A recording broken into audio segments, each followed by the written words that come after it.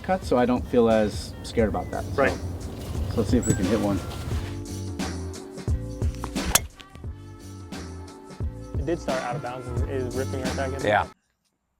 How are tour pros like John Rahm, Wyndham Clark, and Colin Morikawa able to hit those powerful penetrating fades that takes one side of the golf course out of play and goes 300+ yards compared to slicers who have the same shape but aren't as powerful?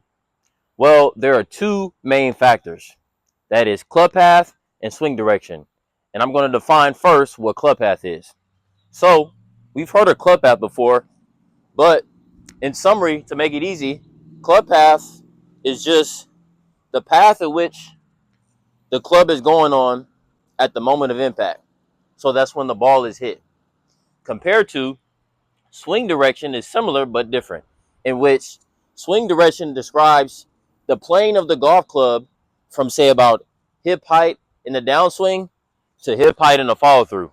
So imagine if there was a hula hoop around me, right, this way, that swing direction will be that hula hoop. And it just describes from the interval of hip height in a downswing to hip height in a follow through. Compared to club path, describes the path the club is going on at the moment of impact. And there's a key factor that differentiates those two things. And I'm gonna explain it more as we continue the video. Why are club path and swing direction different?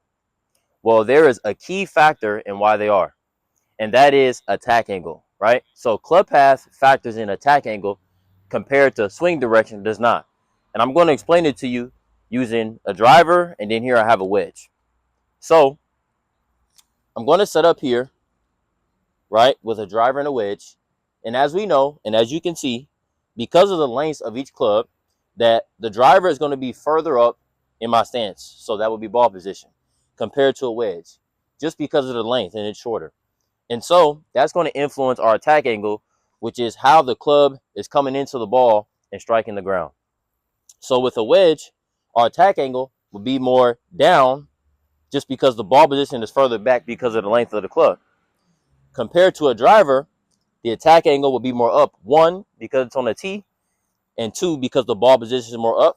And lastly, because the length of the golf club, or which sets the radius of my arm. And so that is the key difference why club path and swing direction are different. And so why is that going to influence our ball flight? I'm going to show you here. So what we have here is our imaginary target line. And these two sticks here represents just the arc that the club swings on. And that would be swing direction per se. And then now here I have 3 different golf balls in 3 different ball positions, right? So this will be middle, back, and front. So if I were to set up here, as you can see, this wedge is more with this ball in the back ball position compared to the one where the driver is, which is in the front. And so let's say if I were to swing both of these clubs at the same time, right? So as you can see, both the wedge and the driver are swinging on the same plane, right? So that would be swing direction. So say if swing direction was 0, right? However, because I'm hitting the driver later in the arc and I'm hitting the wedge sooner in the arc, that's going to change my club path, right? So with the wedge, my club path is going to be more in to out because I'm bottoming out earlier, compared to the driver, I'm bottoming out later. And also that's going to affect the face angle. So for the face angle with the wedge, the face angle will be pointed more towards the right, incentivizing a draw. Compared to the driver, when I bottom out, even with the same swing direction, the driver is going to bottom out more forward in the arc, and that's going to have my club face more closed. So that is why club path and swing direction are so important. And so when it relates to setting up that fade, right? So if you look here, because the ball position of the driver is more forward, we're hitting it later in the arc. And so that's going to have my club path more out to in, regardless, even if I have a swing direction that's 0.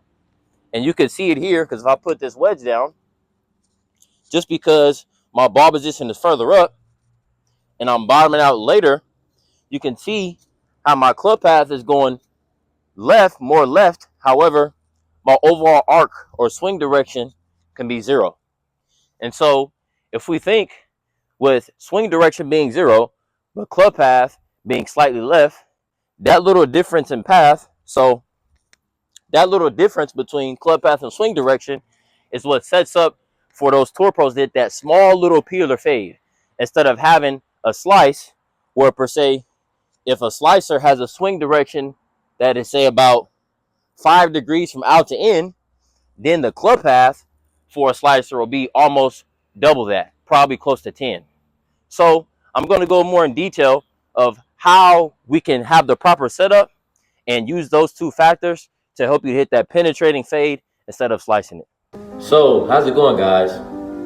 When you take a look across my content with all my different students, you may notice that some things that I have them do or what I may say seem kind of funky.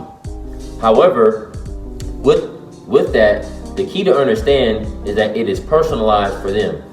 So how do you get to the point of understanding what you need to change personally for you instead of worrying about certain changes that another person make and trying to copy it and it doesn't work for you? Well, the key to understand is that you need a diagnosis. So with that, I will be doing a assessment along with an evaluation before making certain changes within your golf game. So if you're ready to get assessed and get things personalized for you to improve your golf game, comment down below, assess, and let's get started.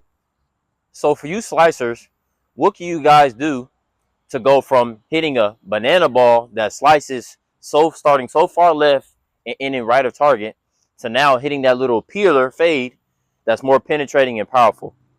Here's what you can do. So based off what we talked about with club path and swing direction, the first thing that we need to address is swing direction. Why is that? Because we need to set the plane of the golf club first, right? So again, say if my swing direction here was 0, but for slicers, it would be more, right? So it would be out to in, so this way, right? Because you're swinging over the top. So let's say if you had a swing direction of 5 degrees in to out, then your club path, just because of one, ball position more forward with the driver and it being on a tee, that your club path is going to be almost double that. So we need to address swing direction first. So here's a couple things you can do. So just imagine if we had that hula hoop, right? Or even this arc on the ground with these 2 sticks. All we need to do is shift this swing direction. So we can have it where, say, if we shift it this way, more in and out. And the way you can do that actually is just by setting your trail foot back this way, right? So now that hula hoop going from here, now it's went to here. And so my swing direction from hip height to hip height now is going to automatically be more in to out. And if we think about it, if we get the swing direction more in to out this way, so let's say the swing direction was 2 degrees in to out, now your club path could be 0. So that'll help you to be able to get more of that fade, that penetrating fade that you want. Now, first, you want to exaggerate and try to reach a draw, right? So with this setup, you might hit some draws at first, assuming that the club face is square. And then after that, then you can go back to normal by just decreasing that foot alignment. So that's the easiest way in which we can set up to hit those penetrating fades and hit the ball straighter instead of having to slice it, and one, having a lot of spin, so not going very far, but 2, also is ending right of target in the trees and we're in trouble. So again, all we have to do, just based off ball position with club path and swing direction, is to get this foot alignment more to the right so you can get the swing direction or that hula hoop more in and out. And then due to the ball position of the driver being more forward in the arc, that the club path will be more 0, and then you can generate that penetrating fade. So let me know if you guys have any questions down below in the comments, and I hope you took a good tip from this. Have a good day.